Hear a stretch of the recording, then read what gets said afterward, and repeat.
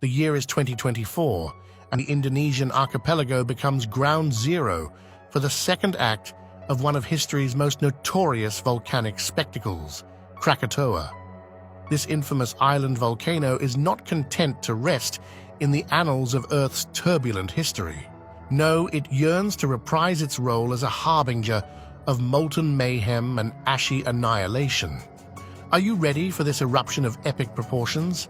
Gather round my foolish fiends as we explore a tale of molten mayhem and ashy apocalypse.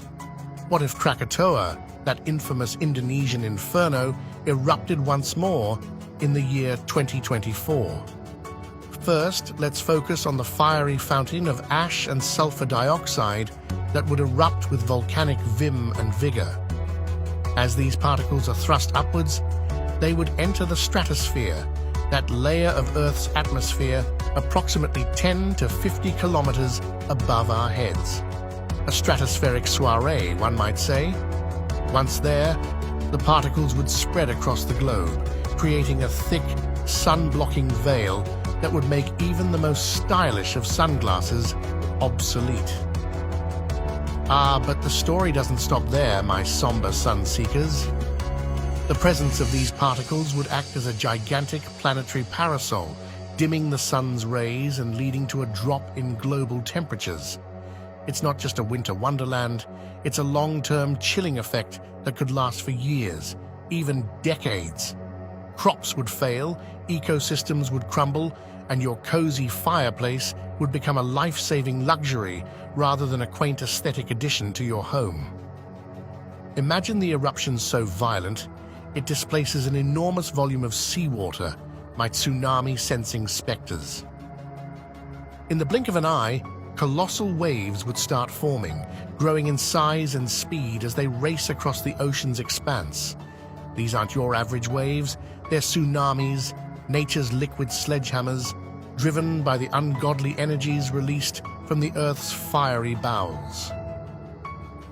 But where would they strike my coastal curiosities? The grim reality is that the tsunamis wouldn't be picky. Neighboring islands in Indonesia would be the first to face the aquatic onslaught. Coastal communities, unprepared for the immense force, could be obliterated in minutes, reduced to flotsam and jetsam. Not even the more distant lands would be safe. Countries lining the Indian and Pacific Oceans could find themselves dealing with their own wave of devastation. A watery wasteland would stretch far and wide, leaving sorrow and ruins in its wake. Picture it, if you will, the ash plume that rises miles into the sky, blotting out the sun and then descending back to Earth as an ashy, toxic rain.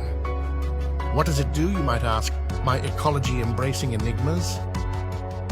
First, consider the plant life, the very basis of most ecosystems.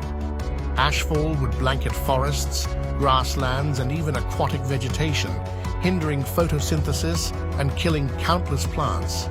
No light, no life, as the saying goes. A forest could turn into a lifeless grey landscape, robbed of its verdant splendor. But what of the animals, my fauna-focused phantoms? Fleeing the immediate disaster zone might save them from the first act of this apocalyptic drama, but what awaits is an existential crisis of Shakespearean tragedy. With plant life decimated, herbivores would find themselves in a land devoid of sustenance. The cascading effect on the food chain would be swift and merciless. Carnivores would find their prey vanishing, and soon they too would face starvation. It's a snowball effect of doom, each death pushing another species closer to the brink of extinction. But the misery wouldn't end there, my scarcity-spooked specters. With ashfall polluting water sources and blanketing agricultural lands, the specter of famine would begin to haunt the affected regions. Crops would fail, livestock would perish, and fisheries could be poisoned, leading to food shortages on an apocalyptic scale. Even if you managed to survive the initial blast, the empty growl of a hungry stomach could become your new soundtrack of doom. Let's talk resources, my rivalry-ravenous revenants. When disaster strikes on such an epic scale, essential commodities like food, water, and medical supplies become more precious than gold or oil.